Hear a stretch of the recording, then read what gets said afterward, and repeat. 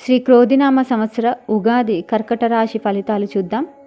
పునర్వసు 4వ పాదం, పుష్యమి, అశ్లేషక నక్షత్రానికి చెందిన వారు కర్కాటక రాశి వారుగా చెప్పుకోవచ్చు.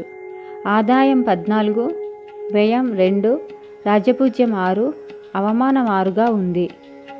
గ్రహాల సంచారం కర్కాటక రాశి వారికి అనుకూలంగా ఉన్న మిశ్రమ ఫలితాలే సూచిస్తున్నాయి. ఆదాయం బాగున్నా సంతృప్తికరంగా ఉండదు. ఏదో తెలియని వెలితి ఉంటుంది. పనుల విషయంలో ఓర్పు ప్రధానం.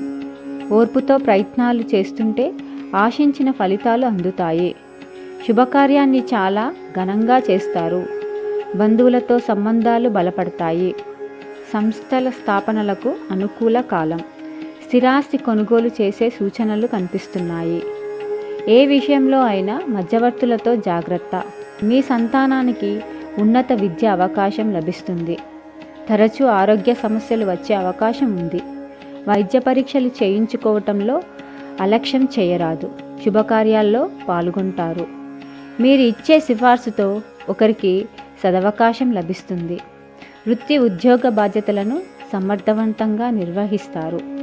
ప్రముఖులతో పరిచయాలు బలపడతాయి. మీరు ఆశించిన పదవులు దక్కవు.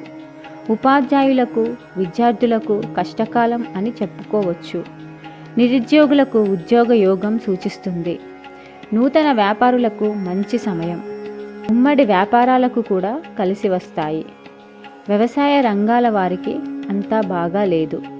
పంట దిగుబడి బాగున్నా ఆశించిన మద్దతు ధర లభించదు. బిల్డర్లకు ఆశాజనకం. కాంట్రాక్టులు దక్కించుకుంటారు. విదేశాల సందర్శనకు పాస్పోర్టు, వీసాలు మంజూరవుతాయి. ధార్మికత పట్ల ఆసక్తి పెంపొందుతుంది. ఆలయాలకు విరాళాలు అందిస్తారు.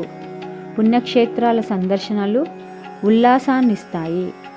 శివారాధన, హనుమాన్ చాలీసా పారాయణం ఈ రాశివారికి శుభదాయకం.